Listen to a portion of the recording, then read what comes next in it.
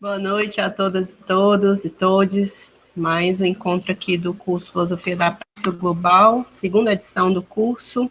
Hoje começando o módulo sobre C.L.R. James, um autor latino-americano, né, que traz a perspectiva das classes subalternas para a gente pensar aí um outro ponto de vista para pensar o processo revolucionário de construção da revolução. Eu sou Joeline, professora do Departamento de Fundamentos da Educação, coordenadora do Praxis do G-Gramsci, que promove os cursos que vocês têm interesse aí de participar e de aprender um pouco aqui com a gente, e com os professores convidados que vêm aqui contribuir conosco, como o professor Clóvis Moura, o professor Márcio Farias, né, que já esteve conosco no módulo sobre Clóvis Moura, né, na primeira edição do curso Filosofia da Prática Global, e aqui já estou confundindo o nome do autor com o pesquisador, né, que foi um módulo muito bom, muito profícuo. Por isso que a gente está aqui de novo com o Márcio Farias, para desenvolver conosco aqui os estudos sobre o pensamento de C.L.R. James. Né? Márcio Farias é graduado em Psicologia pela Universidade Presbiteriana Mackenzie, mestre e doutorando em Psicologia Social na PUC, São Paulo, com vinculação ao NUTAS, o Núcleo de Estudos e Pesquisa, Trabalho e Ação Social, e professor convidado do CELAC, Centro de Estudos Latino-Americanos sobre Cultura e Comunicação, e autor, né, do livro Clóvis Moura e o Brasil, um ensaio crítico. Seja bem-vindo, Márcio, mais uma vez, né? Agradecer mais uma vez aqui a sua disposição e disponibilidade de estar conosco aqui, contribuindo para a construção e socialização desse conhecimento tão importante para a nossa realidade. Perfeito. Bom, primeiro agradecer novamente o convite. Este é um dos eventos que eu considero dos mais impactantes, né, de se propor a um curso de extensão aberto à comunidade em geral, com foco em professores, a discutir autores e temas tão... A ideia, bom, nós temos dois encontros, né? Nós temos dois encontros. Então, o que eu pensei para nós conversarmos? Porque o curso se propõe a ser um curso da filosofia da praxis, né? Então, a gente está meio cansado de um caminho que, infelizmente, parte de intelectuais marxistas também caíram nesse canto da sereia, que é a escolástica, né? Que é o falar para si, por si, se autorreferendar, enfim. A gente tem um conjunto de intelectuais que estão mais preocupados com os impactos da invasão da União Soviética na Hungria em 1956 do que os despejos diários e violências diárias que a classe trabalhadora no Brasil sofre no campo e na cidade. Então, nós temos, creio que o curso convida uma turma que tem pensado, de fato, como é que é possível qualificar as nossas ações. E o livro que nós conversaremos hoje, ele tem impactos significativos para rumos, né, de interpretação da realidade latino-americana e das lutas sociais. Portanto, a minha proposta é que nós, nesse primeiro encontro, né, dos dois encontros, é que nós tangenciemos os impactos da obra, o que significa a proposta do autor, fazendo discussões, digamos, laterais, né,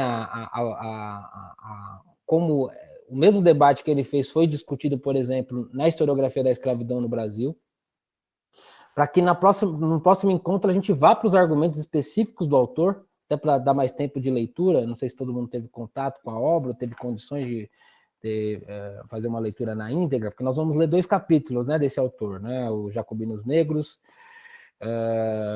C.L. James. A gente adotou essa edição, mas em geral a gente consegue na internet, porque tá tudo na internet, parece. E para que também as pessoas possam ter mais tempo de absorção, de leitura e absorção da obra. Nós votamos, se eu não me engano, essa semana ainda, né, professor? Dia 19, é isso? A próxima terça. A próxima terça. 15 e 22. Ótimo, perfeito. Então, veja, bom, o que o James apronta aqui, que nós vamos aprofundar no próximo encontro e que é tão impactante, né?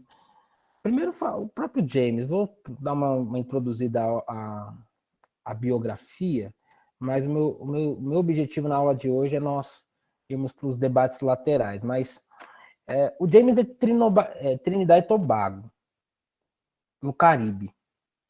O Caribe é uma das regiões que, ao longo dos últimos 2 séculos, foi um dos lugares mais férteis para a produção de teoria revolucionária,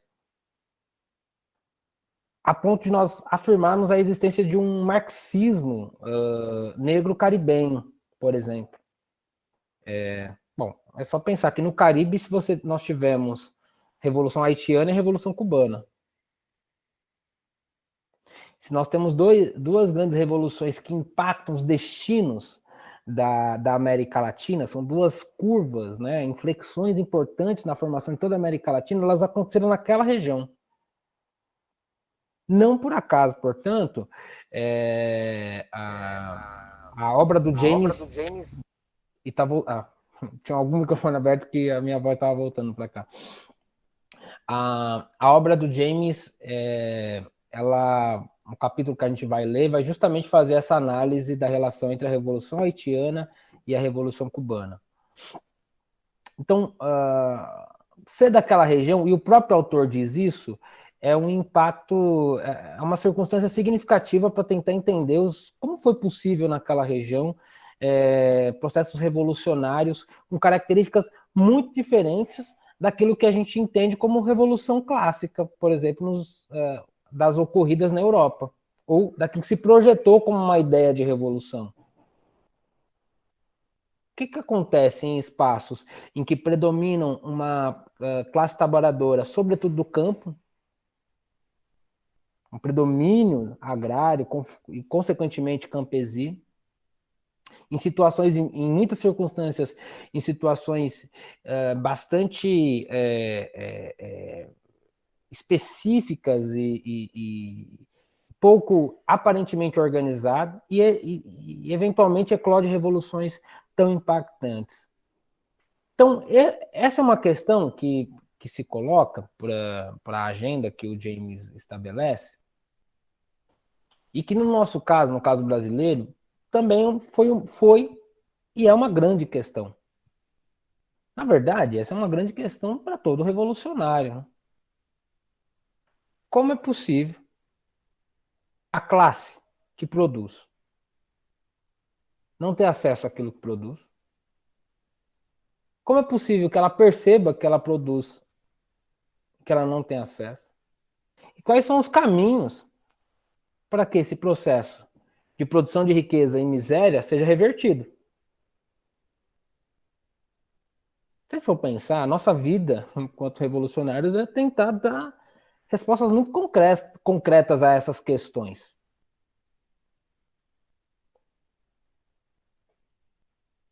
Expansão da riqueza e expansão da miséria. Em que condições isso acontece? Por que a classe não se revolta? Se revolta, em quais condições? Quais são os impactos das revoltas dos subalternizados? Portanto, o James está numa agenda revolucionária que é a nossa. Como é possível operar ao campesino dizer não? Em tese, operar o seu destino histórico, que é negar essa forma societária e apresentar algo novo. E a gente tem uma primeira experiência dessa discussão, por exemplo, com um intelectual alemão chamado Marx, que no século XIX, muito jovem, também estava fazendo essa mesma pergunta. Tem um livro do Marx chamado Manuscritos Econômicos e Filosóficos, que na verdade nem era para ser publicado, era um daqueles estudos do Marx, mas que pela qualidade de certas formas com que ele empreende os seus estudos, o texto acaba tendo uma originalidade analítica e, posteriormente, passa a explicar algumas coisas, alguns fenômenos sociais.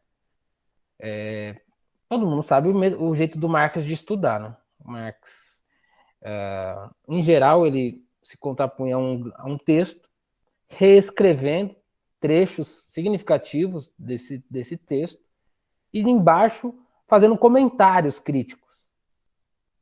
A originalidade de algum desses comentários ganhou validade analítica bastante perene.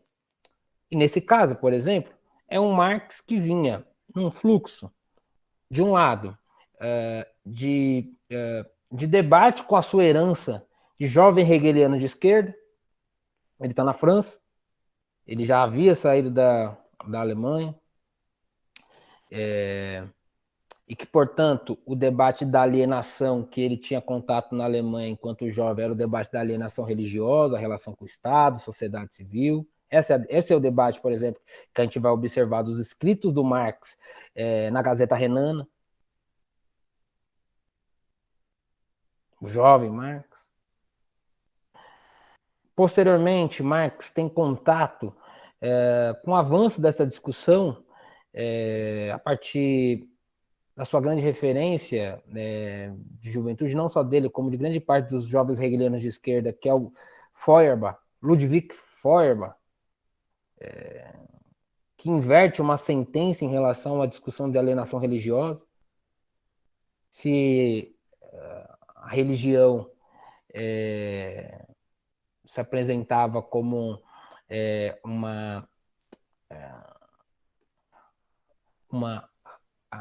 uma expressão exterior ao homem que lhe dá sentido à vida, em Feuerbach há uma inversão. O homem criou a religião.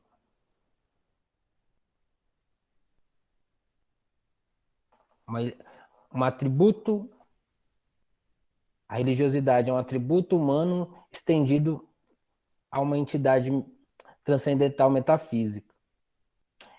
Então, essa discussão do Marx, que ele está envolvido, quando ele chega na França, entre 1843 e 1844, tem uma mudança significativa, e são meses. E nós estamos falando de um jovem de 23, 24, 25 anos. Porque ele chega, toda essa discussão de alienação ganha sentido mais material ainda, porque o próprio Marx já vinha nesse caminho, na medida em que ele se confrontava com desafios materiais do seu tempo, que a sua formação em filosofia não dava respostas, e é isso que o leva a estudar outras áreas do conhecimento.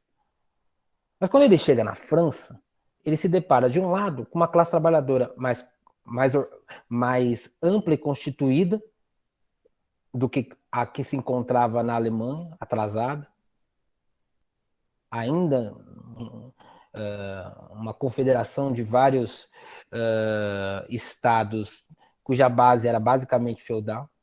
Na França, não. Na França, o capitalismo já havia avançado, havia uma classe trabalhadora pujante, organizada, lutando em alguma medida pelos seus primeiros direitos e, consequentemente, uma teoria política mais consistente, o que depois o Marx mesmo e o Engels vão chamar de socialismo utópico.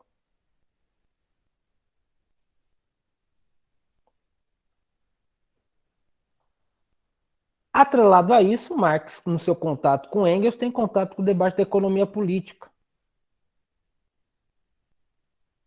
Adam Smith, Davi Ricardo. É nesse contexto que Marx se indaga sobre essa questão de como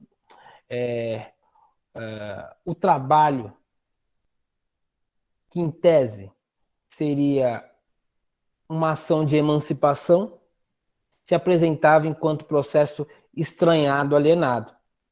E é o debate que ele desenvolve nos manuscritos econômicos e filosóficos, o debate da alienação e estranhamento.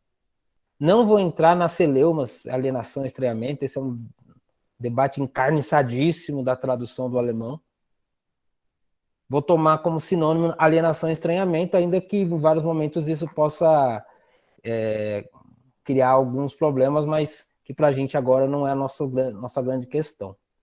Mas Marx está discutindo alienação e estranhamento e entende a alienação e estranhamento a partir de 4 efeitos dessa nova forma societária em que o trabalhador submete-se a um regime de trabalho, até porque a única coisa que lhe resta é vender a sua força de trabalho, sua energia vital, seu tempo de vida em troca de um salário, e tem um caderno que ele discute salário, nos Manuscritos Econômicos Filosóficos, e o Marx vai estabelecer a relação de alienação e estranhamento. E ele vai falar assim, bom, sob essa forma societária, o trabalhador que vende a sua força de trabalho, o trabalho se apresenta enquanto estranhado. Uma primeira característica é o estranhamento em relação àquilo que produz imediatamente. Diferente do antigo regime na própria Europa, em que o trabalhador, em tese, tinha uma integração um pouco maior com aquilo que ele produzia, nesse momento, o trabalho se apresenta o produto do trabalho se apresenta enquanto estranhado, na medida em que ele não domina o processo de produção como um todo. Essa é a forma clássica que a gente já conhece, em geral, a forma como a gente discute o debate de alienação e estranhamento. Mas mais do que isso, Marx também estabelece outros, digamos, efeitos do trabalho estranhado. A segunda questão é a forma como a gente se insere em geral nesse trabalho. É um trabalho naquelas circunstâncias, então, de uma maneira bastante aviltante, né? Condições de trabalho degradantes, muitas horas de trabalho. Marx vai falar que isso, portanto, nos coloca numa condição de estranhamento em relação às nossas potências humanas mais genéricas. A gente trabalha muito, está muito cansado, em várias circunstâncias a gente está submetido a uma condição quase biológica. Trabalhar, dormir, comer, fazer sexo. Mas não na potência do sentido humano a essas atividades. Na potência mais rasteira, quase biologizada, dadas as condições de trabalho. Então, as nossas potencialidades mais genéricas humanas, elas são destituídas cotidianamente por essas formas de trabalho que o trabalhador estava submetido nesse novo regime societário. Isso em 1844 na Europa, ele está olhando para a Inglaterra, para a França, para a Alemanha. Esse é, digamos, um segundo efeito do processo. Um terceiro efeito do processo é a relação com o outro. O outro se apresenta quase como um oponente. Um virtual opositor. As relações de alteridade, de solidariedade, elas também se apresentam enquanto relações bastante difíceis de ocorrer em dadas circunstâncias. A gente pode observar essas anotações do Marx em 2 circunstâncias. Né? A gente pode olhar para o Zola, em Germinal, e aquele retrato das condições dos trabalhadores, dos mineiros franceses do século XIX. A gente pode discutir, inclusive, o naturalismo do Zola, mas há um retrato dessas condições degradantes e quanto que elas têm efeito dos mais variados. Mas a gente pode observar os centros urbanos e mesmo as condições de trabalho no campo no Brasil. Falando aqui de São Paulo, enfim, o trabalhador médio, ele só no transporte público ele gasta de 2 a 3 horas em condições muito favoráveis do seu deslocamento para ir e voltar. Mais 8 a 10 horas de trabalho, em geral, cada vez mais se estendendo essas condições de trabalho, né? Sábados, domingos, rebaixamento dos salários. Portanto, esse trabalhador que chega em casa às 9 horas da noite para às 5 da manhã estar acordado, os seus potenciais mais gerais, em muitas circunstâncias, estão destituídos, porque o seu corpo está tombado, né, pela energia que ele teve que gastar ao longo do dia nessas condições. Então, a terceira característica é a relação com o outro. Não se reconhece naquilo que produz, não exerce as suas potencialidades mais genéricas e não se reconhece necessariamente do outro. O outro passa a ser, inclusive, um potencial inimigo. Nos transportes públicos, a possibilidade de poder sentar e dormir um pouco, complementando as horas de sono retiradas, né? Porque você dorme 4, 5 horas, talvez dormir no transporte público possa estender. O transporte público vira quase uma extensão da cama, né? Se soma as horas que faltam de sono. Então, a relação de estranhamento com o outro. Por fim, há uma dimensão de estranhamento consigo mesmo. Você não se reconhece mais enquanto sujeito. Muitas vezes você age no mundo sem entender. Mas por que eu fiz isso? Eu fiz isso? Em quais condições? Os efeitos subjetivos do processo. E nós todos estamos submetidos maior ou menor grau a essa situação. Esses dias mesmo, uma pessoa veio falar comigo, eu li um texto seu que você falava isso e eu não reconhecia aquilo que estava sendo trazido. Eu falei, nossa, interessante, mas sério? Ou discordo, mas ao trabalhador, de forma geral, imagina que o operador telemarketing se reconhece naquilo que foi feito às 6 da manhã, na primeira ligação, se ele xingou ou não o primeiro cliente, ao entregador e as 200 entregas diárias. Então, essa dimensão do estranhamento, as suas múltiplas facetas, ela é uma questão para o debate da escravidão, porque se o trabalhador livre assalariado vive sob essas circunstâncias, o escravizado que não era nem dono do seu próprio corpo e da possibilidade de vender força de trabalho, em tese, o processo de estranhamento ele está colocado numa condição insuperável. Porque, objetivamente, se nós observarmos o escravizado, ele comparecia não só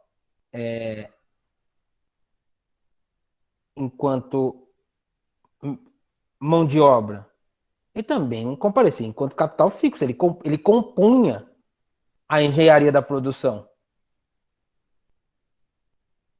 Ele era em si mais um instrumento de trabalho.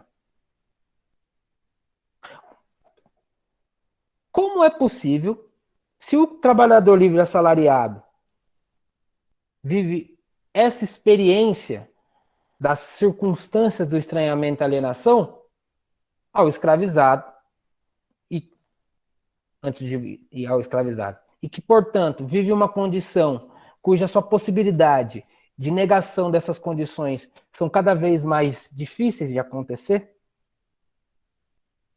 dada ao aviltamento da forma como ele se insere nas relações de produção, e ao escravizado. Se o trabalhador, usando os termos do Lukács, História e Consciência de Classe, se o trabalhador europeu submetido ao processo industrial tem a sua consciência coisificada, reificada, e o escravizado? Esse é um tema muito central para sociedades de passado colonial, de base escravista. No nosso caso, 400 anos de escravidão.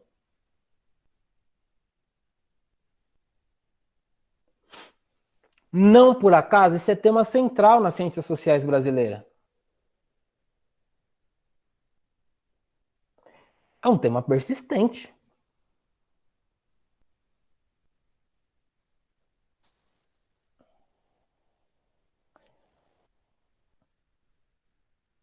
Há duas escolas que são muito importantes para a gente nesse momento, nesse primeiro momento, que discutem esse tema.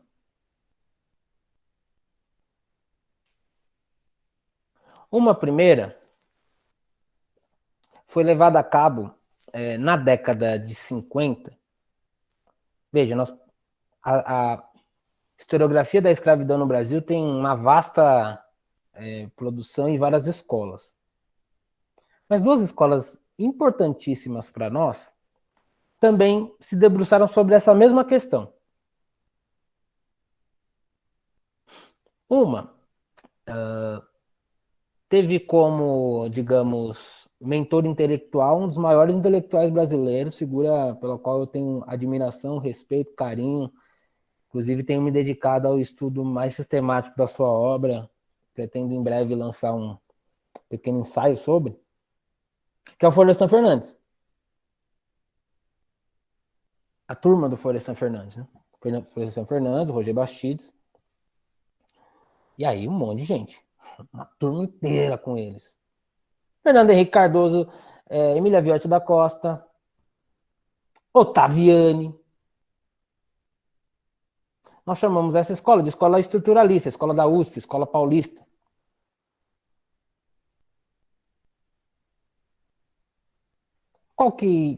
Quais são as teses dessa escola? Bom, do ponto de vista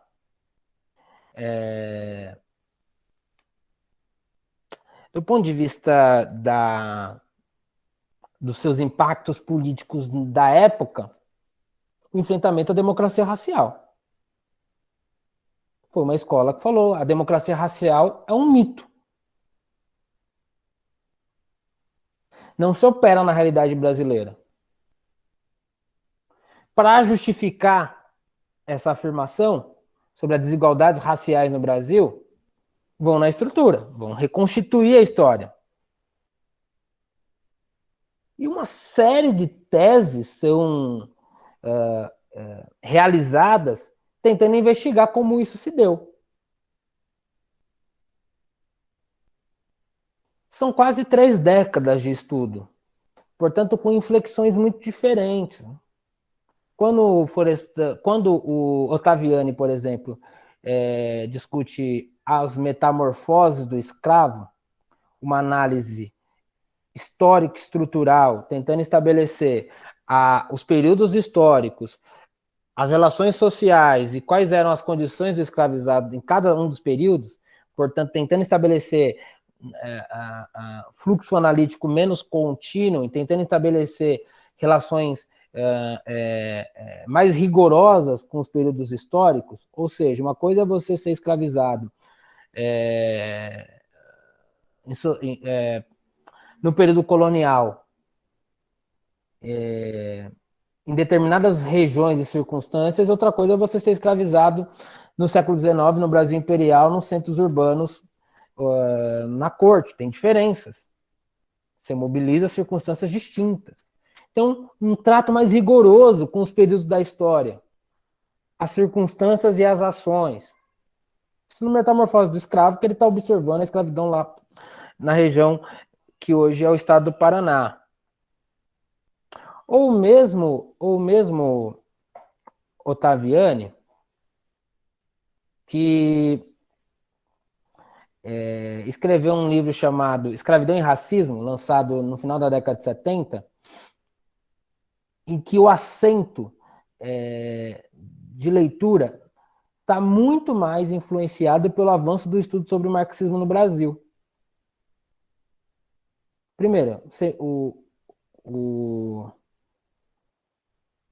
Ottaviani, ele foi um dos partícipes, né, dos seminários do estudo do Capital, que é o primeiro momento na história do marxismo no Brasil que a gente se dedica de maneira mais sistemática ao estudo da grande obra de Marx. Ele, a Michel Lovy, o Schwarz, a Emília Viotti, todos sob a tutela do Gianotti. Então, os seminários do Capital. Né? Ele estudou. Portanto, ficou mais, digamos, estruturado em categorias marxistas. Então, a obra tem diferenças, né? E é muito interessante na segunda obra, né? Escravidão e Racismo, do Ottaviani, porque ele opera um movimento que até hoje ele está muito presente no debate contemporâneo sobre os impactos do racismo, porque os marxistas foram pegos de calças curtas, né, em relação a esse tema.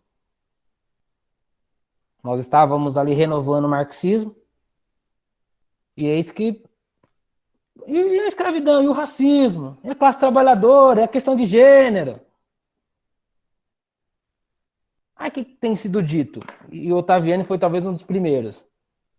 Olha, o capítulo 24 do Capital, o famoso capítulo 24 do Capital, sobre a acumulação primitiva do capital, é quando Marx estabelece nexos histórico-teóricos com o processo de expansão do capitalismo, estabelecendo uma conexão entre o desenvolvimento das forças produtivas, a emergência dos Estados-nações, a conexão num primeiro enfoque, da colônia escravista, mas também a formação da classe trabalhadora na Europa a partir da expulsão dos camponeses que foram expulsos, né, das suas terras e, consequentemente, jogados nos centros urbanos dos centros dinâmicos do capital na Inglaterra e na França, e, consequentemente, tendo como única escapatória vender sua força de trabalho. Famoso capítulo 24 do Capital. O Ottaviani recorreu a esse capítulo, e é um capítulo de fato muito importante. O problema é que, primeiro, se a gente for ser rigoroso na análise, né, do Marx no capítulo 24, a ênfase do Marx é muito mais em relação à expulsão dos campesinos, ao fechamento das terras na Europa, especialmente na Inglaterra, do que especificamente sobre a escravidão. O tema da escravidão, processo, né, escravista em si, não é um tema em que Marx faz uma dedicação mais exaustiva do ponto de vista analítico desse processo.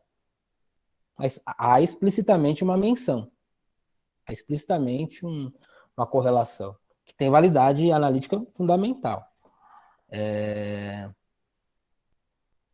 Mas a gente ainda fica... E quem já leu Escravidão e Racismo do Ottaviani, a gente fica diante de um dilema, porque é o seguinte, qual que é a tese? Você tem um processo estrutural de capitalismo em expansão, que, portanto, o trabalho escravo reúne condições, permite um processo de acumulação que, em tese, libera o camponês para emergir enquanto sujeito histórico, trabalhador livre assalariado. Então é sobre os custos de uma maior exploração de um outro grupo social, inclusive com expedientes de violência, que é possível o campesino se metamorfosear em trabalhador, do ponto de vista histórico.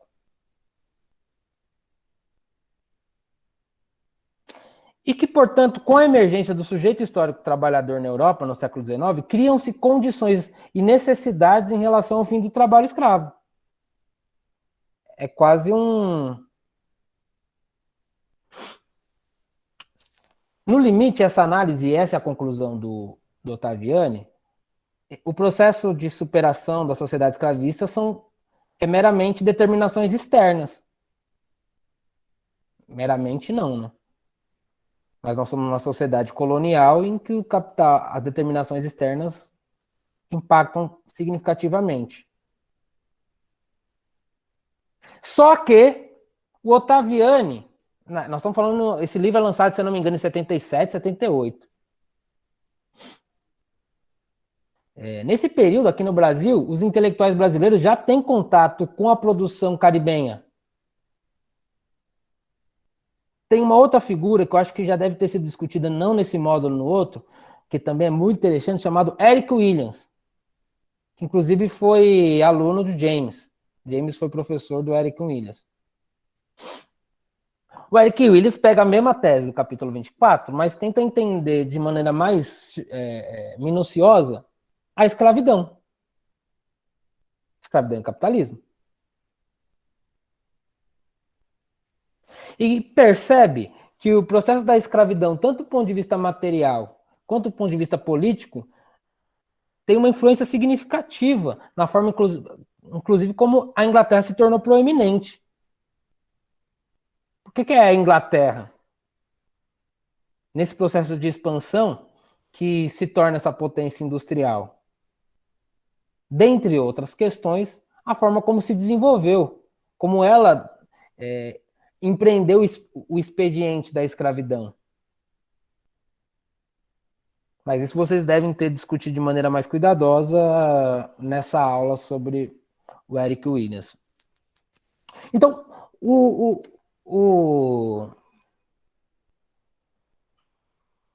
Ottaviani leu Williams. Ele leu Williams.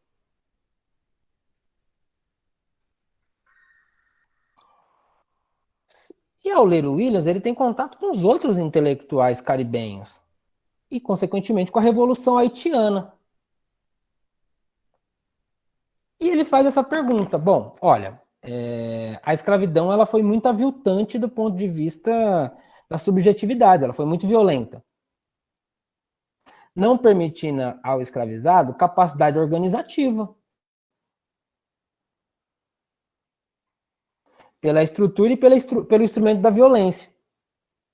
A forma como se inseria como trabalhador, ou seja, não havia um desenvolvimento urbano, industrial, e a violência constante impedia esse sujeito de ter algum tipo de ação mais organizada.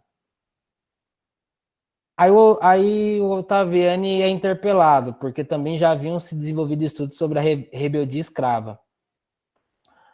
Aí ele fala, bom, o escravizado, quando se revoltou, era uma relação quase fisiológica. Pensem num cavalo sendo chicoteado, ele acaba, né, tendo uma resposta quase instintiva.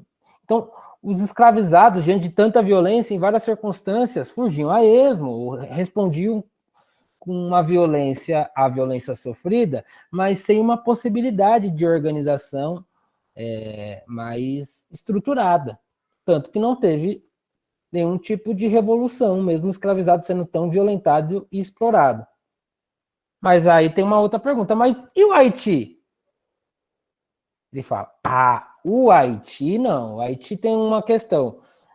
Existia uma faixa de mulatos, de negros, de homens negros livres, e eles foram as lideranças. As massas se identificaram e seguiram.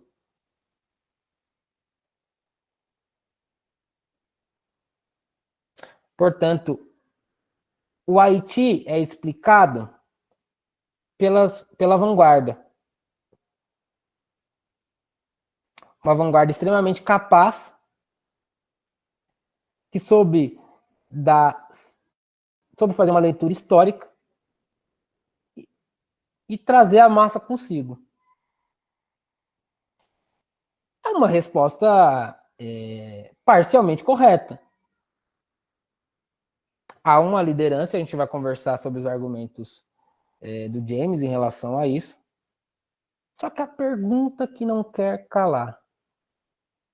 Se o estranhamento, tal como a gente discutiu, tem efeitos tão deletérios, pensando as nossas condições hoje, eu vi aqui algumas pessoas falando, essa é a minha vida, né, quando eu estava discutindo alienação e estranhamento. A equação escravizado que se rebela e acompanha as massas vira uma contradição em partes. Se ele está tão violentado até cognitivamente, como é que ele vai acompanhar essa vanguarda esclarecida usando os termos da época? Cria-se um mistério, um vácuo histórico. Paralelo a isso, firmeza até aqui? essa é a agenda. Essa é a agenda do James. Bom, vocês estudam muito Gramsci, vocês certamente, em algum momento, se depararam com a discussão da recepção do Gramsci na Inglaterra. A historiografia inglesa. Christopher Hill um dos mais famosos, Hobsbawm, mas também figuras como o E.P. Thompson, Raymond Williams, que não necessariamente, né, não é uma relação tácita com Gramsci, mas o Gramsci foi uma figura muito importante, né, para a escola inglesa como um todo, né? Com maior ou menor ênfase, mas a nova esquerda inglesa, né, organizadora da New Left, posteriormente, enfim, Gramsci é um autor, digamos, em tese de base. Debate de hegemonia, contra-hegemonia, blocos do poder. Mas essa escola, ela não é só uma legatária de Gramsci, né? Não só estudiosos de Gramsci, tem uma originalidade. Uma ênfase, digamos, antropológica à história, a ênfase no cotidiano, que era um tema digamos, espírito do tempo, né, na Europa, os estudos sobre o cotidiano, sobre mais variadas perspectivas, e o marxismo também vai se debruçar sobre o cotidiano, a cultura, a experiência da classe,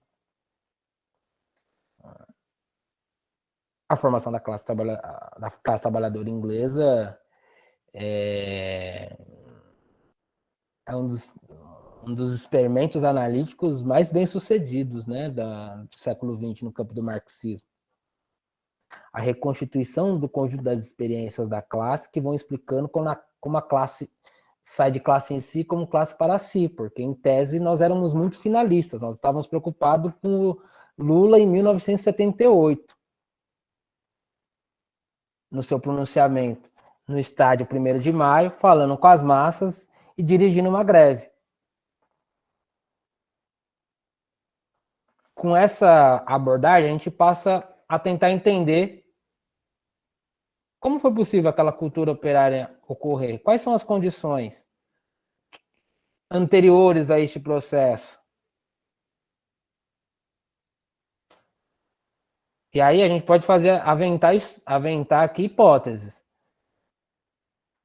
Então, a classe trabalhadora dos centros urbanos do Sudeste, recém-chegada do Nordeste, em sua grande maioria, vivendo uma experiência de estranhamento nos grandes centros, um estranhamento não só nas relações de produção, mas também no cotidiano, viviam uma experiência de discriminação cotidiana, que criavam, de um lado, laços de solidariedade vinculados a uma comunidade de origem,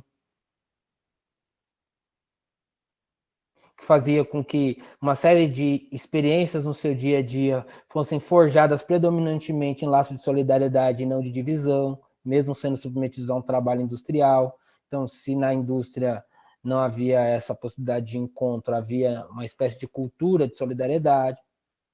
Essa ênfase é uma ênfase que vai ser operada no Brasil a partir de uma segunda escola da escravidão, que é a chamada escola da agência, ou da ação humana.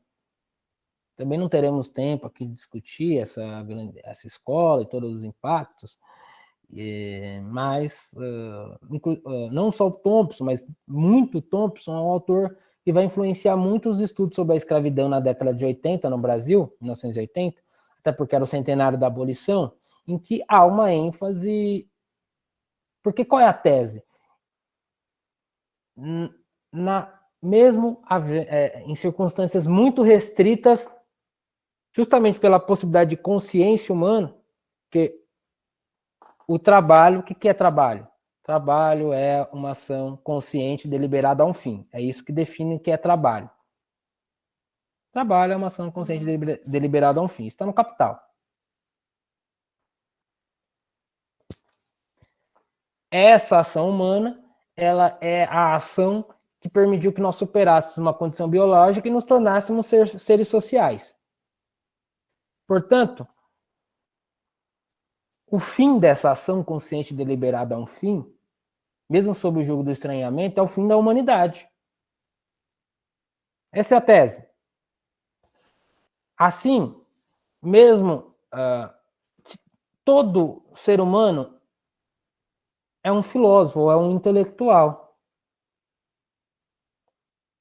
Cada ação humana ela é investida de racionalidade, de acúmulo de conhecimento humano. Sei lá,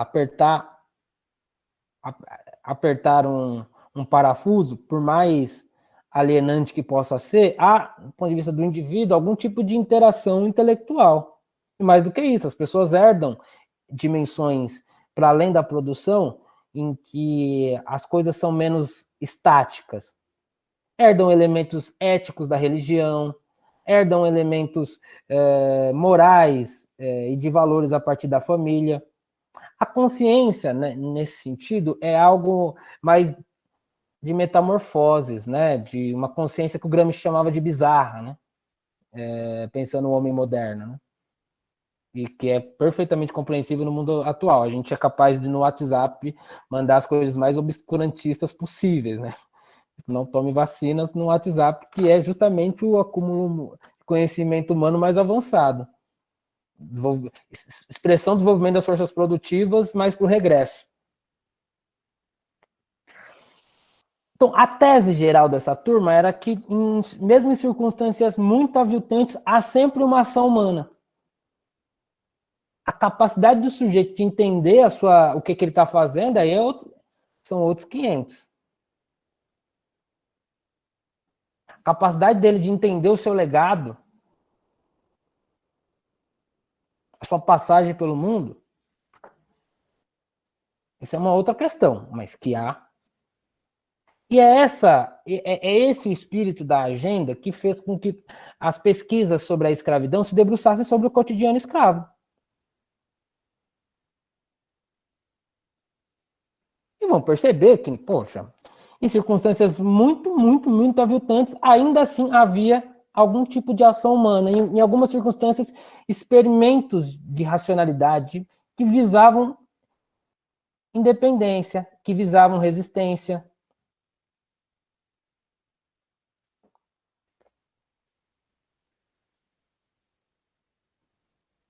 Porque às vezes, onde eu estou querendo chegar? Uma mãe escravizada fazendo uma cantiga de niná em algum tipo de língua africana, ela não está projetando que no século XXI, um grupo de pesquisadoras, mulheres negras, que entram na Universidade Federal do Ceará e vão se dedicar à discussão sobre a questão da amamentação, né, discutindo, sei lá, a sustentabilidade a pauta da alimentação sustentável. E aí vão estabelecer um programa de trabalho, sei lá, com trabalhadoras do campo. E vão fazer conexões com a história. E elas recuperam essas cantigas de niná para discutir aleitamento materno e tal. E aquelas escravizadas que estavam cantando as cantigas de niná em línguas africanas, Yorubá, ou outras línguas, elas não tinham, naquela circunstância, o entendimento de que aquilo seria perene. Seria transmitido de geração em geração e que posteriormente isso tornaria, inclusive, uma possibilidade de resistência. Ganharia contornos políticos e ressignificaria a história. Elas estavam ali lidando com uma dimensão muito imediata de um sofrimento da sua condição existencial, submetidos à escravidão diante dos seus filhos e tentando ali, em alguma medida, pensar a dimensão mais imediata dessa relação. Mas, ao mesmo tempo, elas deixavam um legado perene, que se circunscreveria no campo da cultura.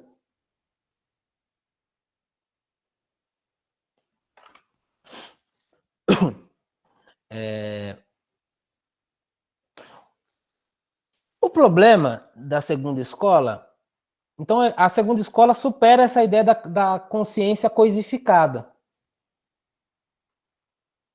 Porque ela vai mostrar, veja, mesmo o trabalhador contemporâneo, ele submetido a esse processo tão aviltante, existem mais contradições no processo da consciência. Então, aí eu vou usar uma categoria da filosofia, né? A teleologia, a prévia ideação, a nossa capacidade de se antever ao mundo, e é isso que nos torna humano, e agir depois, posteriormente, ela é uma categoria da consciência, não da história. A história é um campo em aberto, lógico, que não, a gente não faz história do jeito que a gente quer. Ao mesmo tempo a gente faz história, em dadas circunstâncias. A recuperação dessa tradição dialética da história, no caso da historiografia da escravidão no Brasil, ela teve um custo, porque ela se deu de maneira fragmentada. Então a gente reconstituiu um monte de histórias, mas elas não estavam mais conectadas a uma dimensão estrutural. Então a gente supera a reificação, que era uma determinação uma categoria central que explicava o porquê que as grandes mudanças no Brasil se deram por cima, não por baixo. Uma explicação das determinações estruturais, então a gente consegue ter elementos mais concretos das experiências dos de baixo. No entanto, nós ficamos especialistas no tapa na cara que o escravizado José deu no senhor de engenho Francisco, na fazenda do Arroxo, na cidade que depois se tornou a capital de Pernambuco, Recife.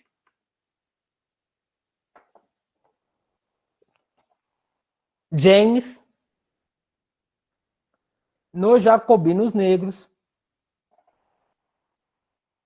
operou uma reflexão que juntou estrutura, que ele estava muito preocupado com os influxos, sobretudo a Revolução Francesa, desenvolvimento das forças produtivas, da expansão do capital, da consolidação da sociedade burguesa na Europa, seus reflexos de fato numa sociedade colonial, as imposições e as determinações, mas por outro lado também estava muito conectado com o conjunto das experiências operadas e ofertadas pelos escravizados naquelas circunstâncias. Portanto, ele já percebia que mesmo diante de uma situação muito aviltante, havia ação humana, havia agência. E quais eram os mediadores para isso acontecer? O que posteriormente a gente tem chamado de estudos da cultura, que também está fragmentado. O conhecimento hoje em dia, cada um, é desesperador, né? Até você juntar tudo, você morre, né? Porque, estudos culturais, a classe trabalhadora, a economia.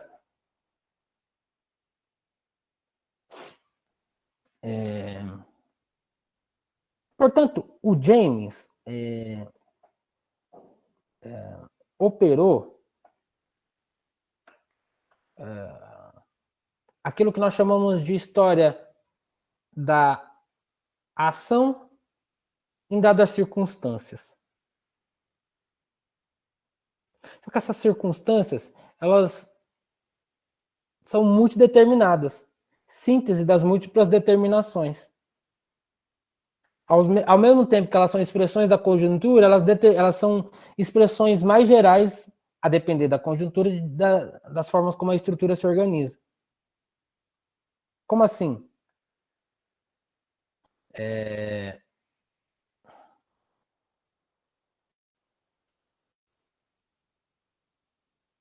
O Brasil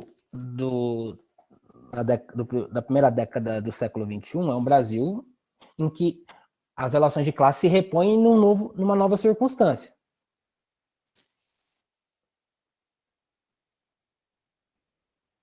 Você tem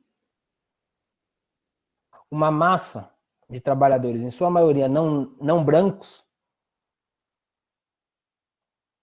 em condições de trabalho diferentes de uma massa, de uma fração da classe trabalhadora com direitos mais organizados, com uma tradição, com melhores salários. Só que diferente de outros períodos, a diferença é que você tinha uma maior expansão da formalidade, só que precarizada. Eram terceirizados na sua grande maior parte. Em sua maioria eram negros ou não brancos. Tanto que em 2013 eclode dimensões que são da conjuntura e da estrutura.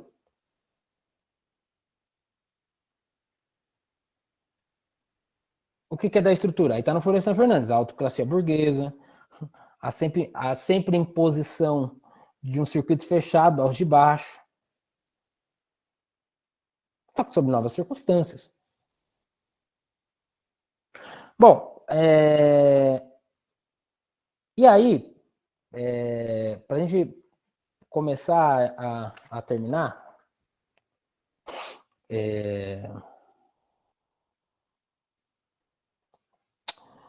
vamos ler uns trechos do próprio James para ver qual era a agenda, portanto. O que estava colocado, como é que ele operou. Eu estou com essa edição da Boitempo, tem um preâmbulo. Quem não tem o livro, tudo bem, eu vou ler. Mas quem tem, quiser me acompanhar, eu vou ler o primeiro parágrafo da página 11, que é o início do preâmbulo. Ele fala assim: os Jacobinos Negros foram publicados pela primeira vez na Inglaterra em 1938, mas eu já havia escrito sobre o mesmo assunto antes de deixar Trindade em 32. A ideia me acompanhava havia algum tempo. Estava cansado de ler e de ouvir a respeito da perseguição e da operação aos africanos na África, na Rota do Meio, nos Estados Unidos e em todo o Caribe.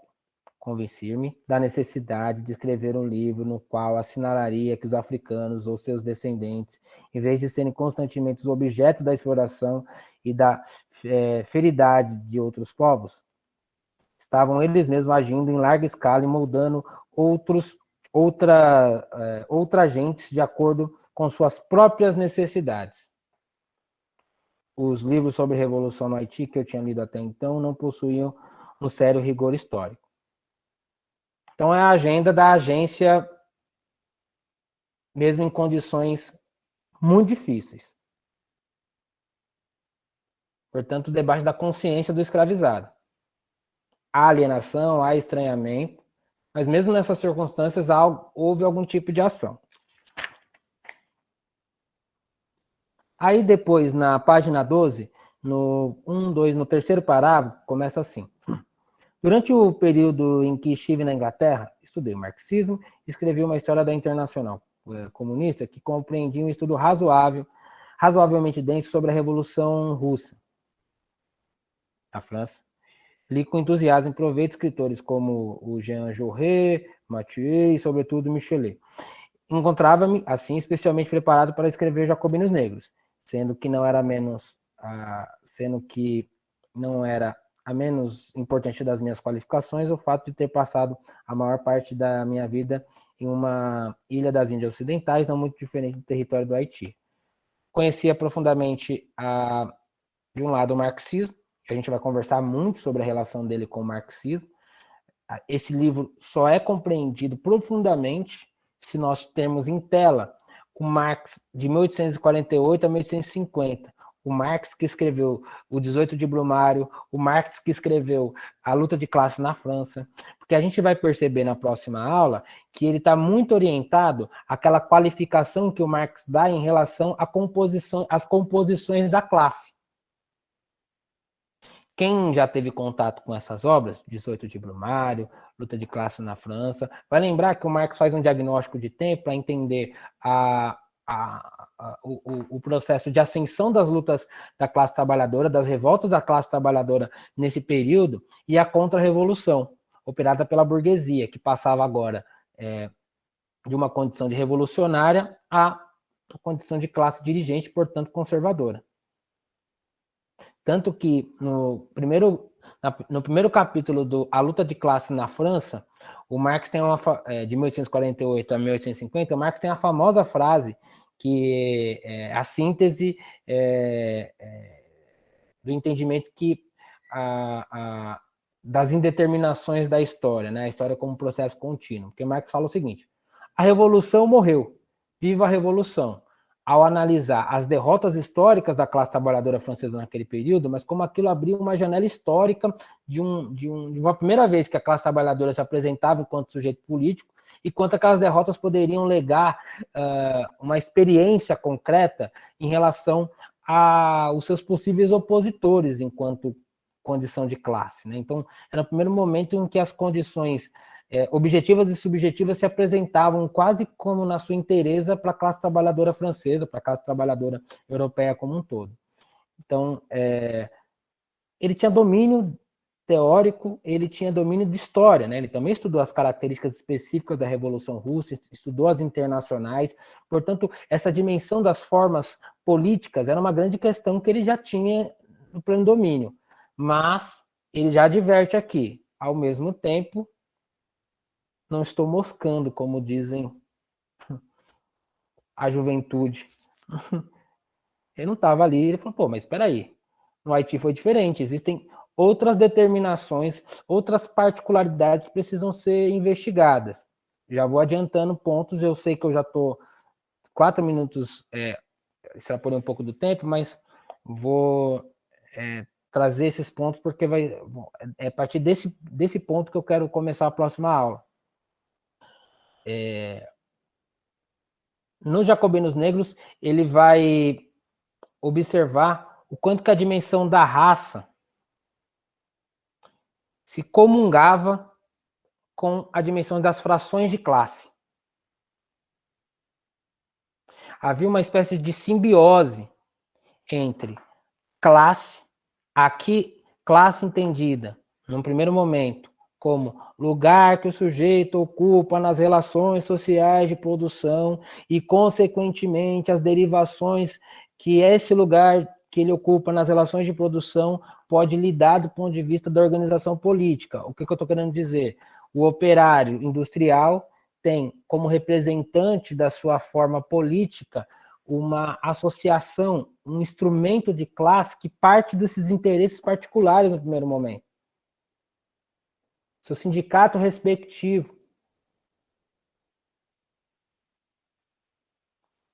O que o James está operando, ele está falando, veja, no Haiti havia uma correlação entre relações sociais de produção e as formas políticas mediadas pela raça.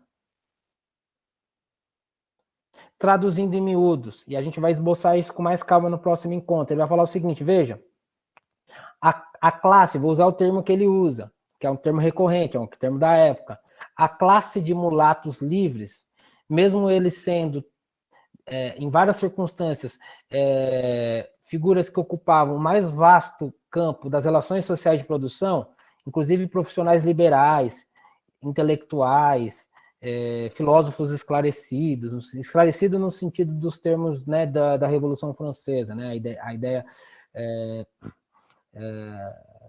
do iluminismo. Havia uma espécie de barreira da cor, um muro quase intransponível, que fazia com que esses sujeitos não pudessem exercer plenamente a sua condição de cidadania. Lembrando que essa é uma discussão muito importante para o novo status da sociedade, né, para a sociedade burguesa, a criação da ideia de cidadania, do cidadão, do direito. Esse sujeito, a raça, comparecia como um entrave,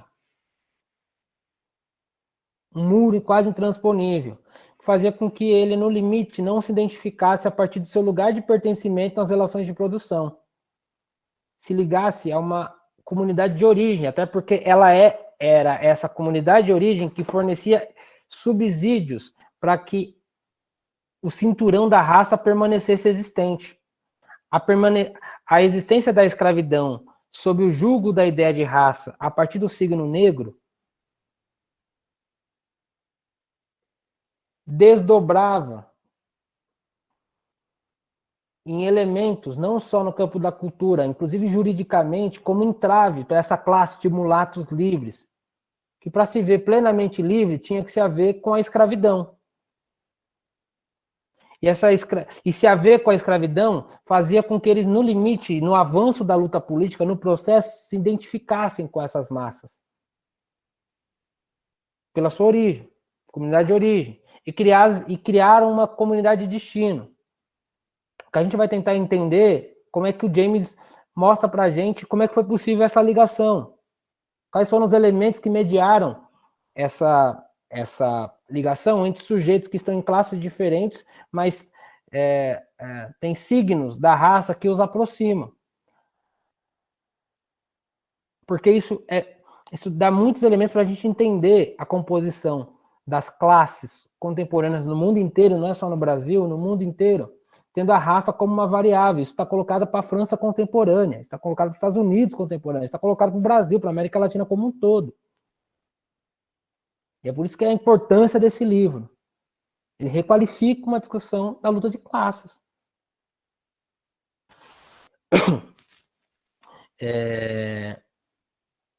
É esse muro intransponível vivenciado por essa classe de mulatos, isso o Ottaviani já tinha dito, que faz com que ela se ligue às massas escravizadas. Na próxima aula a gente vai se debruçar melhor sobre como é que esse processo aconteceu. Aí, para finalizar, eu queria ler com vocês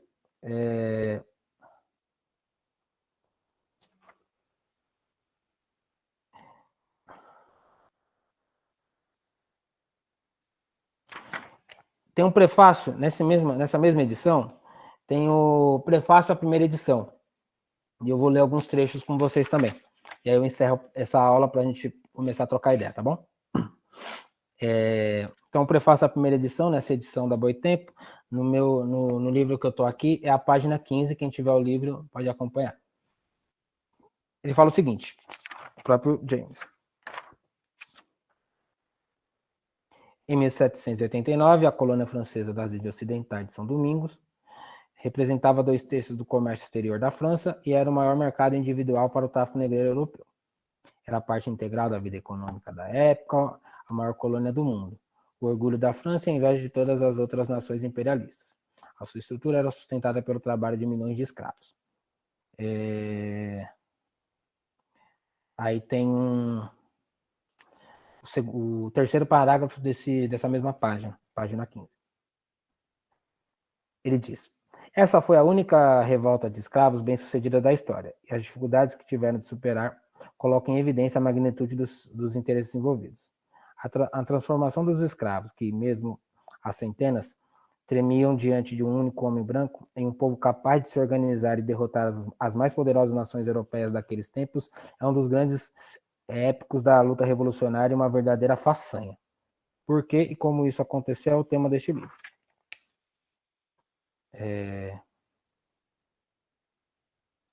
Aí o último parágrafo desse prefácio, já na página 17, ele diz o seguinte: a serenidade hoje ou é inata ou será adquirida apenas com a anestesia da personalidade.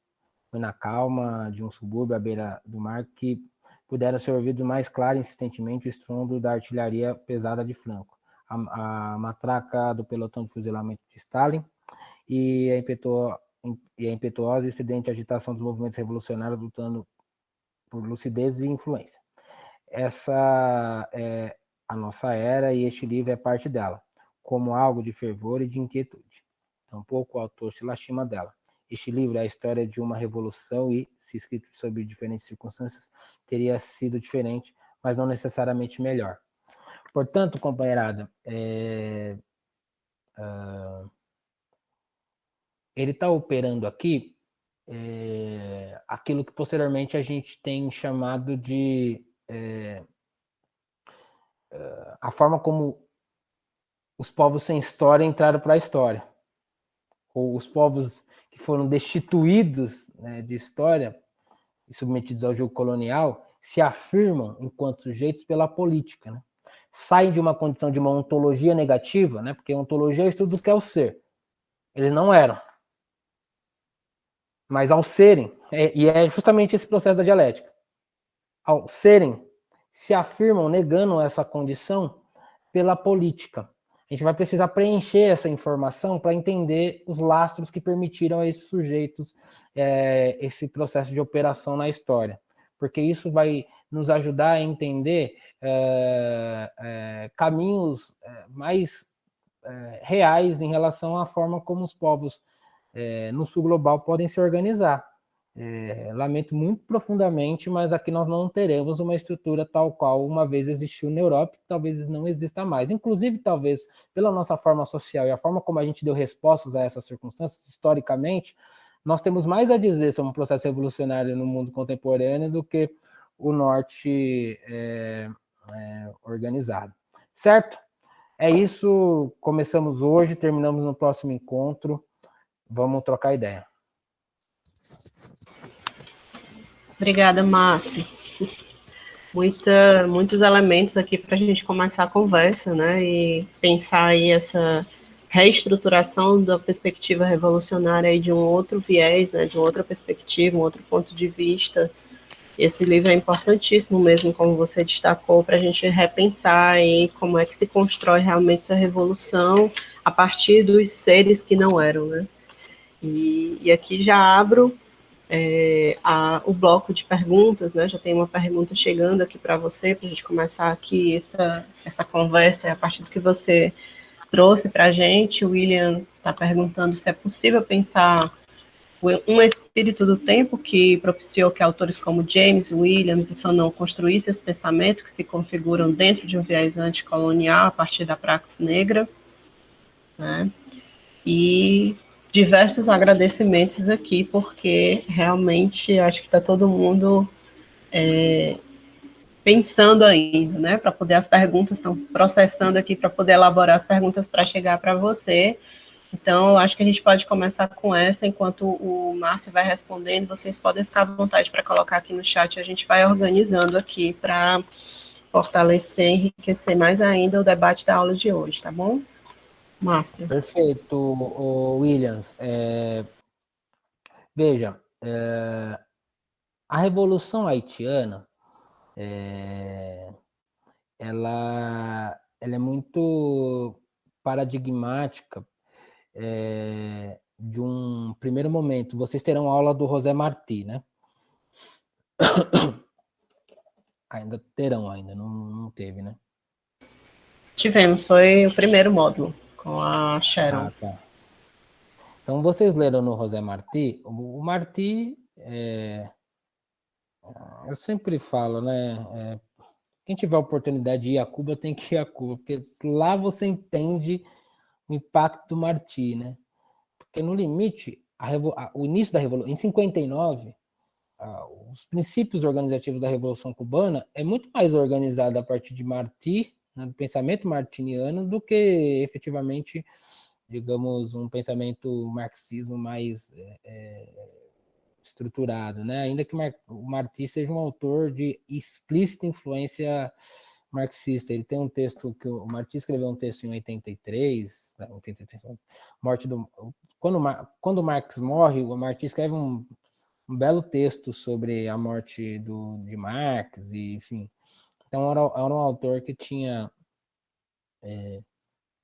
Marx como uma referência, mas é um autor autônomo ao mesmo tempo, né? Tem uma originalidade e tal. E veja, eu tô falando do Martí porque o Martí, os cubanos falam, o mais universal dos homens.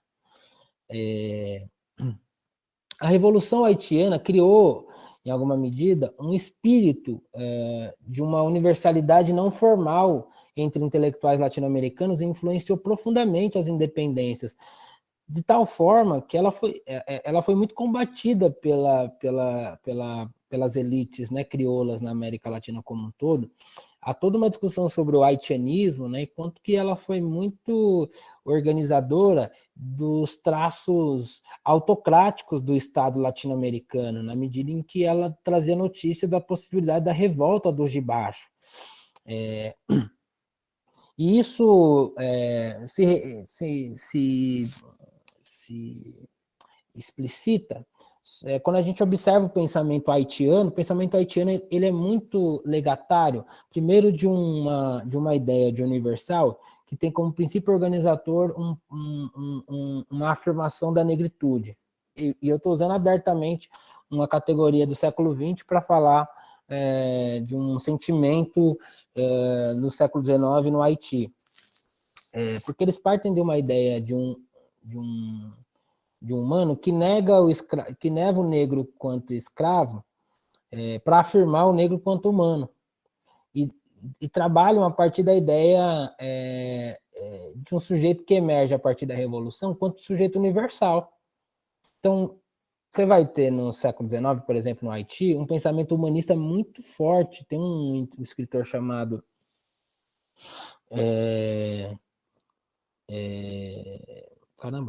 Antenor Firmin, que escreveu um livro chamado Tratado sobre a Igualdade Humana, que é uma resposta ao Gobineau, que tinha acabado de escrever um ensaio sobre a desigualdade humana, né, defendendo as diferenças entre seres humanos a partir da ideia de raça. Isso o Gobineau. E o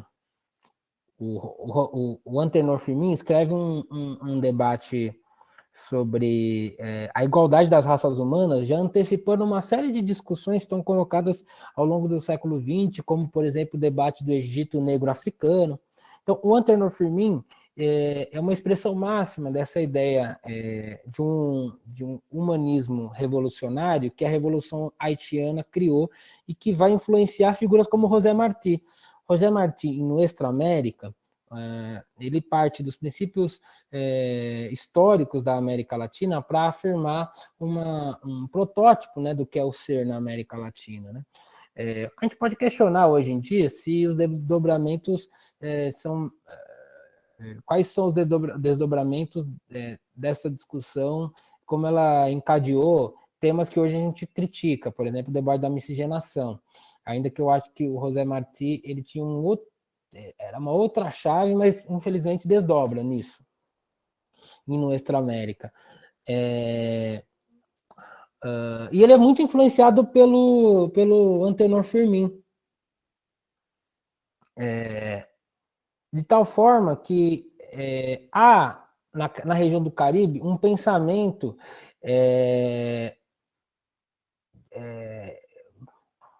um legado da Revolução que o tempo inteiro formou intelectuais muito ligados a um humanismo revolucionário, em muitas circunstâncias de orientação marxista.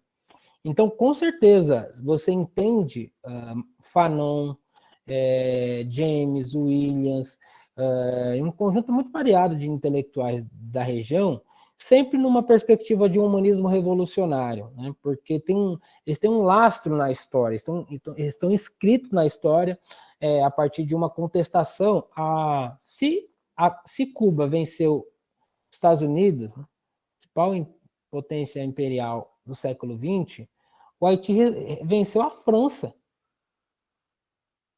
Se você vai para Cuba, você percebe que o cubano ele se entende enquanto trabalhador. E é uma outra lógica de se entender, de ser e estar no mundo.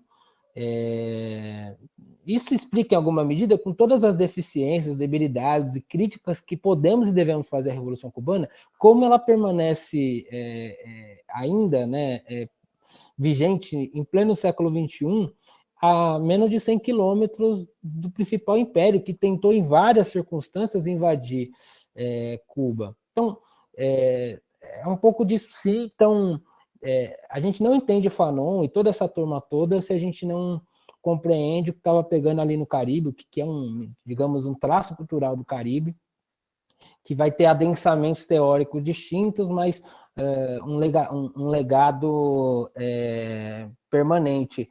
E aí eu termino falando de uma experiência. Eu estudava imigração no meu mestrado, e quando começam a chegar os fluxos de imigrantes haitianos aqui na cidade de São Paulo, né? Passou pelo Brasil inteiro, né? Sobretudo nos estados do norte, e muitos tiveram como destino sul e sudeste, e muitos se alocaram aqui em São Paulo. E eu lembro de uma reunião que nós estávamos, né, para discutir as condições dos imigrantes e discutir pautas, como organizar a luta, e um companheiro haitiano fez uma fala bem veemente, eu venho de um país que fez a revolução e eu estou apto a fazer uma outra se for necessária. Nossa! Veja, era um imigrante indocumentado, uma condição de trabalhador informal, vendendo bugigangas na rua, mas na forma política reivindica toda uma tradição. Então, há um traço cultural que se forja, que vai formando mentalidades, né, são bases materiais que forjam a cultura e a subjetividade.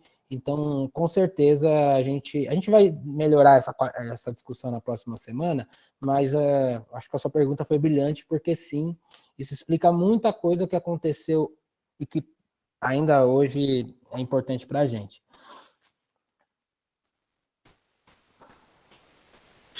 A gente chegou aqui mais uma para você comentar, da Tânia, né, pedindo para você comentar sobre o racismo em Cuba e o que você acha disso. E enquanto vai chegando mais perguntas, né, eu sei que você vai comentar sobre isso no próximo encontro, mas acho que talvez aí já na linha do que você já vem desenvolvendo, a relação aqui, pelo que o texto desenvolve, a relação do trabalho como princípio educativo, né, que no CLR James, né, para esse desenvolvimento dessa consciência revolucionária, né? Se você quiser comentar Sim. Também. Pois bem, vamos lá, Cuba. Cuba é treta, hein? Nossa, Cuba não é... Se a gente fala que o Brasil não é para iniciantes, Cuba então, né? Uma ilhota minúscula, com 11 milhões de habitantes e tão impactante, né? Veja, eu vou contar uma história de quando eu fui para Cuba, que talvez ela seja a síntese do desafio de discutir o racismo em Cuba. Porque Cuba,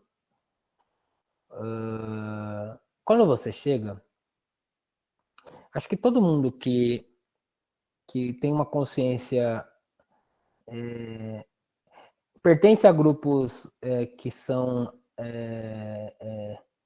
interpelados diuturnamente pela sua condição, mulheres, negros, indígenas, nós que pertencemos a esse grupo, em geral, quando a gente circula, isso é um marcador que a gente, sobretudo quando você tem consciência, é inevitável que você fique atento às coisas, né? Você está no avião, você está olhando, né? Enfim, são as aeromoças mesmo? Quem são as aeromoças? Como elas são? Aí você desce do aeroporto, quem são os trabalhadores? Como eles... Você vai... É inevitável, assim. São as angústias da consciência, diria Sartre, né? Então, quando você chega em Cuba, você vai fazendo um mapeamento ali e tal. E Cuba é muito emblemático, porque você encontra, de fato, uma ideia... Se teve algum lugar que, em tese, a ideia da miscigenação, ela criou nichos, em tese, mais democráticos, né? Você vê pessoas, de fato, de matizes muito diferentes. Parece que quando chega no aeroporto em Havana, você tem os trabalhadores da Tarsila do Amaral, sabe? Aquele quadro da Tarsila do Amaral, que ela tenta retratar a classe trabalhadora brasileira. Mas aí, você vai caminhando por Cuba, por Havana, e aí, ao mesmo tempo que você, sei lá, você vai na Universidade de Havana, e de fato, você chega lá e tem muito estudante negro, né? Pensando os signos que nós aqui no Brasil atribuímos a essa condição, porque não necessariamente está imediatamente colado. Então você vai nas faculdades, né, medicina, assim, de fato. Isso no Mais Médico nós vimos, né? Quantidade de médicos negros que estavam aqui. Aquilo era tão estranho a nossa realidade que enfim, causou tanto estranhamento, né? Causou também racismos, mas no limite estranhamentos também, né? exigiu da gente uma recognição.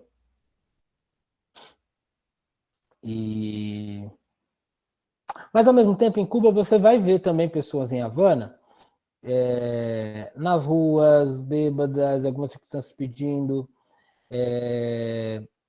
Nós precisaríamos qualificar esse sujeito em Cuba. Tem nuances mais complexas do que a nossa aqui.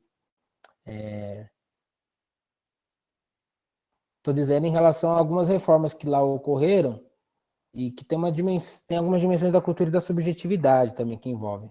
Não que não tenham problemas sociais, não é isso, longe disso. Mas assim, tem reforma urbana, em tese todo mundo tem moradia. É nesse caminho que eu estou querendo discutir. Longe também de negar os problemas e deficiências em Cuba, não se trata disso também. Fazer o justo debate, né? Análise, as medidas. Então, de fato, você vai encontrar pessoas em situação de rua, crianças, e em sua grande maioria são negros, em vários departamentos, não só em Havana. Então, cria um paradoxo, né? Você fala, pô, ao mesmo tempo que você vai na Universidade de Havana, tem a situação, mas, por outro lado, tem algumas notícias mais que são mais conhecidas mundo afora. Porque eu vejo isso no Brasil, eu vejo isso nos Estados Unidos, eu vejo isso na França. Uma condição de subalternidade e ligada à condição da raça. Né?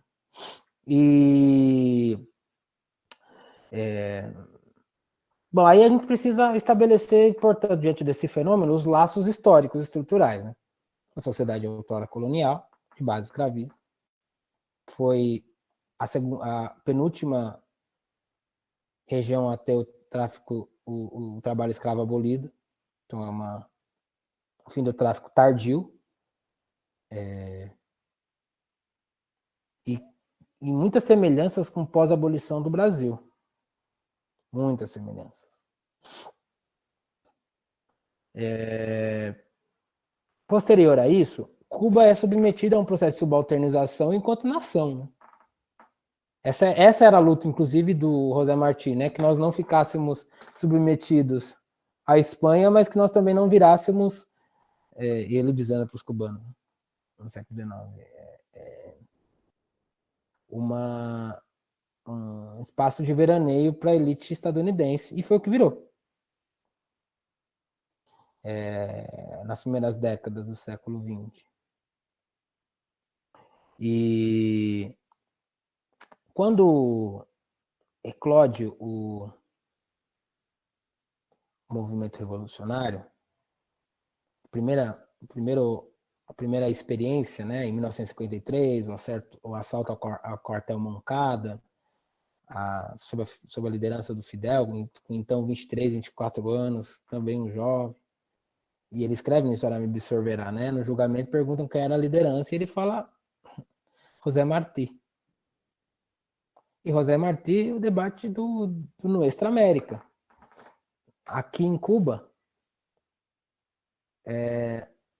não somos negros, mas somos negros. Não somos brancos, mas herdamos dos brancos. Não somos indígenas, mas herdamos do indígena. Nós somos cubanos. Soma-se a isso, veja, como o debate é complexo. Né? Cuba tem, na década de 20, 30, um processo muito parecido com o brasileiro, digamos, de uma reidentificação. Né? O tempo inteiro, a América Latina tem uma obsessão identitária. Então, todas as nações de base mestiça, o tempo inteiro o debate da identidade volta. Em geral, está atrelado às novas condições sociais. Né? No Brasil, em 30, na aurora da Revolução Burguesa. Em Cuba, nesse período, também está havendo, né, uma reconfiguração do debate identitário. E tem um intelectual cubano muito interessante, chamado Fernando Ortiz. Intelectual muito interessante. E o Fernando Ortiz, ele pega a tese do José Martí, só que ele vai dar uma ênfase maior, uma angulatura maior à contribuição africana para a formação cubana. No Martí, ainda que pese a síntese, a questão indígena, mas ele se refere à questão latino-americana, né? Porque ele está se referindo às grandes civilizações latino-americanas. Porque ele fala, pô, nós não precisamos da Grécia Nós temos os maias, os astecas e toda a sua cultura. Nós então, ali há uma reivindicação de uma história anterior, inclusive a colonização, com foco nas sociedades originárias, né? O Fernando Ortiz recupera essa tese, mas enfatiza a influência africana na formação cubana. Então, a partir de 20, 30, em Cuba, a identidade cubana está muito ligada às africanidades, aos elementos africanos na formação de Cuba. Isso formou uma circunstância muito mesclada, em que elementos como o próprio culto aos orixás, que é muito presente na ilha, mas outras expressões da cultura negra em Cuba, como a rumba, ganhassem novas, digamos, uma autorização social. Mas ela ganhava autorização social num país que era espaço de veraneio das elites estadunidenses. Então era ambíguo, porque as elites brancas estadunidenses e europeias iam para Cuba para consumir a cultura local, inclusive as agentes que produziam, em geral, as mulheres negras. Então tinha uma dimensão também de uma valorização. Não que o Fernando Ortiz tenha feito isso, veja, mas os desdobramentos de uma sociedade que estava submetida ao jugo, né, do imperialismo estadunidense, tinha desdobramentos ambíguos. Então, a valorização da cultura africana na formação cubana, por outro lado, uma das nuances foi um desdobramento digamos, de consumo cultural. Mas, por outro lado, também criou os clubes negros, né, ou autorizou a existência dos clubes negros. O mais famoso é o Buena Vista Social Club. É um clube negro, um clube frequentado pessoas negras a partir da cultura, que é também um traço significativo da diáspora negra na América Latina, né? Os clubes, os espaços culturais, como espaço de resistência. Tudo isso para dizer que, em 1959, quando a Revolução Cubana, há um primeiro período de cuidado em relação às especificidades, digamos, às particularidades, né? Os primeiros 2 anos, por exemplo, da Revolução Cubana, a questão negra foi tratada na sua particularidade. Fidel estava muito atento às lutas negras nos Estados Unidos, ele teve contato, ele foi aos Estados Unidos, ele foi a Nova York, ele esteve no Harlem com Malcolm X, então ele estava ligado da questão racial no mundo contemporâneo e os seus influxos políticos. E valoriza, no primeiro momento, essas especificidades.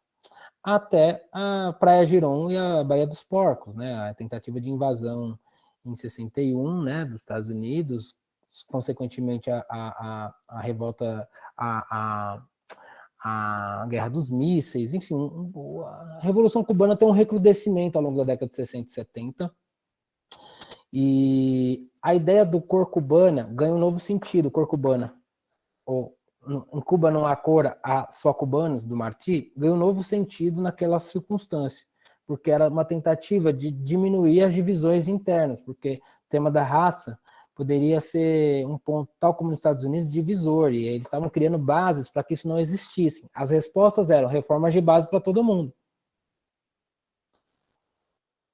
Daí que, quando eu estou lá em Cuba, uma hora eu fui pela Brigada de Solidariedade a Cuba, que é uma organização nacional e internacional que, enfim, nós visitamos Cuba e tal.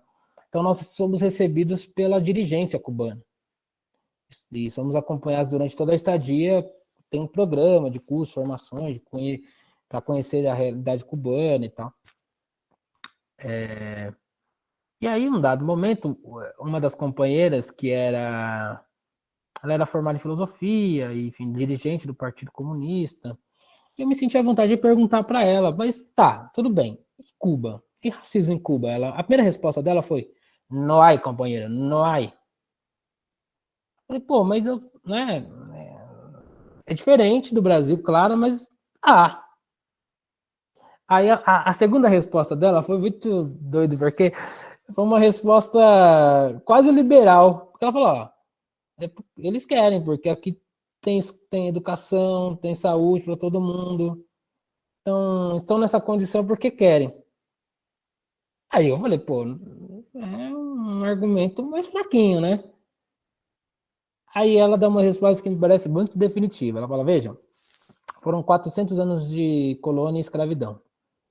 depois mais algumas décadas de subjugo imperial. A revolução é uma revolução socialista, e o trabalho ele é fundante para uma revolução socialista. Mas a população negra foi submetida, o trabalho foi negativizado. Então, mal deu tempo dela positivar o trabalho, ela estava submetida a um outro momento em que o trabalho, nós somos uma sociedade uma sociedade pobre, então a gente tem que trabalhar muito para ter as coisas. Tem bloqueio econômico. Então, para a população negra, esse lugar do imenso esforço traz notícias do imenso esforço já feito e que isso significou para ela. Então, é um lugar diferente. Uma revolução em 6 décadas não apaga 400 anos de colonização e escravidão. Ali me parece uma resposta cujos paradigmas das nuances dessa dimensão estão mais colocadas. Esse, para mim, é o ponto do racismo em Cuba. Em suma, tudo isso para dizer, mas eu acho que é desonestidade intelectual estabelecer imediatamente um nexo causal com a Revolução Cubana e a impossibilidade de uma revolução socialista dar respostas a essa condição, justamente por todos os motivos que eu aleguei, os mais médicos exemplificou, ao mesmo tempo em que, de fato, certos cursos da história da Revolução Cubana explicaram certas negligências ocorridas. Deixa eu ver se está fácil aqui, se eu não preciso levantar, porque senão eu mostro para vocês. Eu recomendo muito, bom, depois eu pego e mostro no próximo encontro, um livro de um intelectual cubano que discute, né, as fases do racismo em Cuba, o racismo pós-revolução, mas o próprio Fidel, em 1983, isso está registrado naquele livro Fidel Castro, que ele deu uma entrevista de muitas horas que ele dá para um intelectual, para um jornalista, que, nossa, essa hora está me faltando, a memória está me atrapalhando. Prometo que no próximo encontro eu trago todas essas informações. Mas o Fidel, ele em 83 fala, né, dos desafios da Revolução e como o racismo não havia sido superado na ilha, há uma espécie de reconhecimento e, enfim, hoje, até pelo tensionamento que isso tem ganhado na ilha, né, você tem cada vez mais estudos sobre o tema, né, não só da influência africana na formação, mas sobre as desigualdades raciais, há tentativas ou reposicionamentos do tema na ilha. Então, me parece que, ao mesmo tempo, Cuba reúne condições objetivas e subjetivas mais aprimoradas para que esse tema seja enfrentado com maior qualidade e que em poucas décadas o salto seja maior do que as sociedades tais qual a gente vive, em que o racismo é uma variável importante do processo, inclusive de exploração, não dá para abrir mão. O capital não vai abrir mão do racismo, eu lamento. Então, por isso que a gente aqui está diante de um processo outro em que o imperativo da revolução ele se apresenta quanto uma agenda, porque e daí que a gente tem negros na televisão? Que bom, cria dimensões de recognições, né? Mas ele não aprofunda as dimensões estruturais do que o racismo significa, ele só repõe de uma maneira mais complexa, então é isso que a gente vai precisar enfrentar enquanto setor organizado da classe. Márcio, a gente tem outras perguntas aqui que eu acho que tem a ver com a que ficou em aberto, né, sobre a questão da relação entre trabalho com o princípio educativo e consciência, né, acho que tem a ver com a pergunta que o Herbert Belo está trazendo para a gente aqui, para você, né, tendo como ponto de partida a alienação e estranhamento para pensar o processo de constituição da classe em si e para si, é possível pensar esse processo, no caso do Haiti, como um momento de organização de uma guerra de posição, ou como a guerra de movimento, de acordo com as elaborações gramscianas. Eu acho que dá para fazer um bloco aí dessa relação trabalho com o princípio educativo, a questão da consciência, e tem mais uma para fechar, porque a gente já está se aproximando do final, né, do nosso tempo, do nosso teto de tempo, do William Marcos, né, se podemos entender o paradigma da Revolução Haitiana como o norte da Revolução Burguesa na América. Então, com essas duas, a gente vai fechando aqui para encerrar aqui o nosso encontro de hoje. Fica à vontade. Não tô me esquivando desse debate, nem professora e Herbert, porque ele vai ser o central do início do nosso próximo encontro. Eu só vou dar algumas pistas para a gente ir assentando essa discussão. Vejam,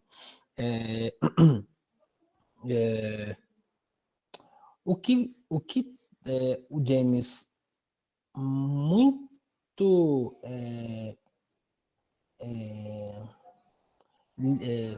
de forma muito perspicaz percebeu e que hoje a gente tem mais elementos para organizar essa discussão. Então eu vou fazer uma resposta que ela é escapista, porque eu quero trazer mais elementos para a gente, na semana que vem, qualificar essa discussão. Quando ele faz uma discussão entre trabalho e dimensão cultural,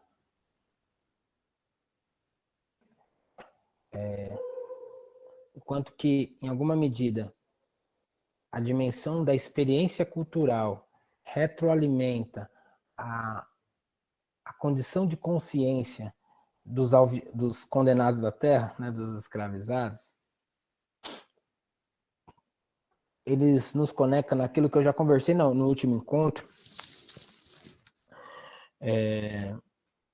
quando nós falamos do Clóvis Moura, que é um autor que tem uma trilha muito parecida com a do James, mas com caminhos distintos. Eu tenho falado em milhares de lugares, e aí eu vou trazer elementos que vão permitir com que a gente faça a discussão que o Herbert... Eu até vou pedir, se possível, para deixar gravado, para a gente começar por ela no próximo encontro, mas o que eu quero hoje, que é importante que a gente o tempo inteiro observe, é que havia entre os escravizados uma experiência, uma vivência elaborada por dimensões de uma religiosidade ou do aspecto cultural, como uma herança não essencial, como uma herança, e eu estou falando de essencialismo aqui, como uma dimensão não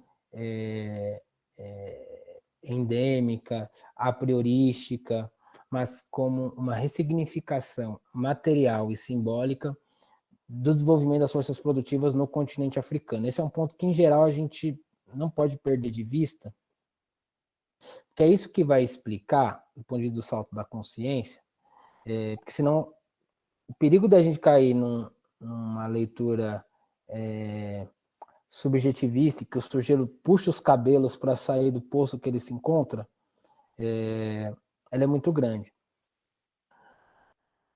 A África desenvolveu as forças produtivas.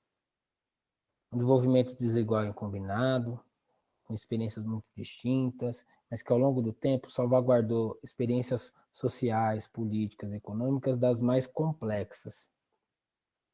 É isso que faz com que do outro lado do Atlântico, submetidos a essas condições mais aviltantes, existia uma espécie de herança cultural, elementos que foram permitindo a esses sujeitos, elementos de mediação que vão fazendo com que ela tenha repertório, e ela escoava na dimensão religiosa, para olhar para a sua condição enquanto ser, submetido a determinada situação, e começar a elaborar uma negação imediata daquela circunstância, e isso vai se avolumando, e a gente vai discutir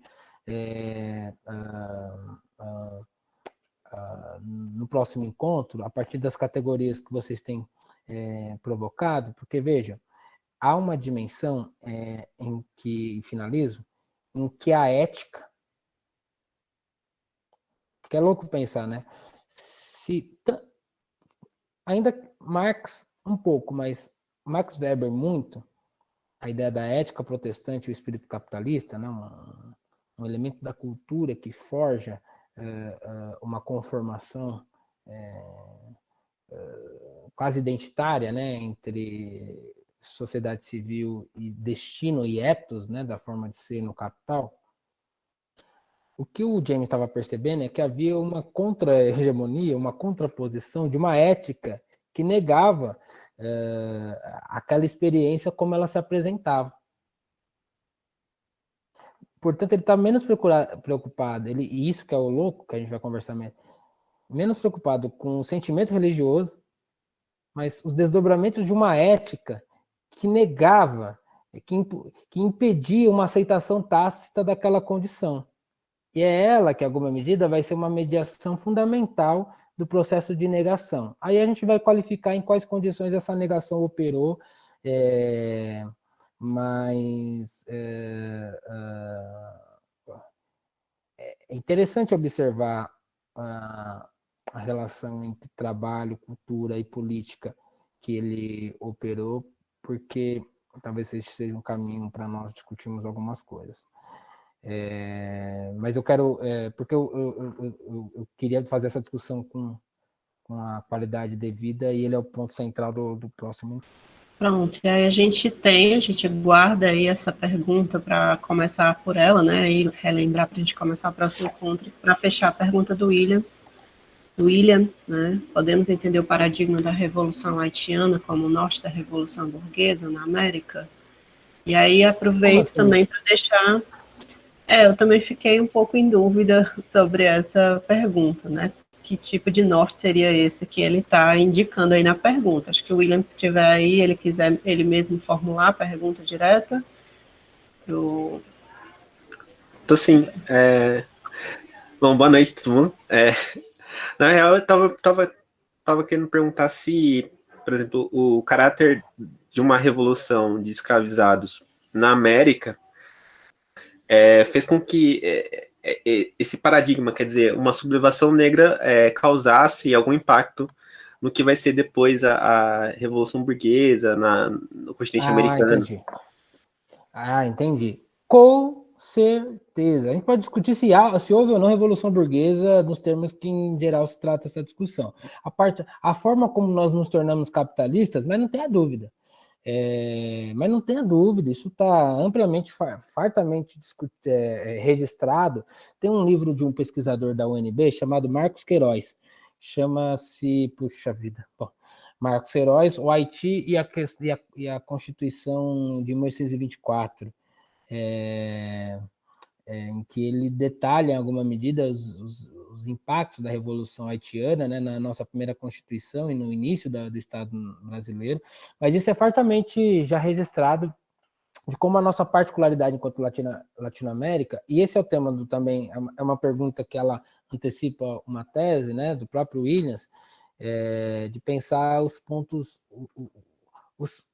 de negação da formação latino-americana, né? Se nós formos pensar as revoluções impactantes, né, que dão novos cursos, inclusive da forma como a burguesia, as elites, tanto as nacionais, quanto as associadas, quanto o capital internacional, que direto ou indiretamente está inserido, né, na nossa realidade, quanto que esses fluxos eles explicam as contra-revoluções. Então, o Haiti, a Revolução Mexicana e a Revolução Cubana, como elas são muito paradigmáticas dos fluxos histórico-políticos posteriores a elas. Assim, nós pensarmos, por exemplo, as ditaduras na América Latina, elas têm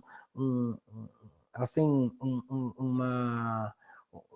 Pensando na Revolução Cubana, elas têm, de um lado, uma reorganização da Guerra Fria, as ingerências, né, dos Estados Unidos no que diz respeito não só politicamente, mas aos planos produtivos que se orquestrava, né, nesse período,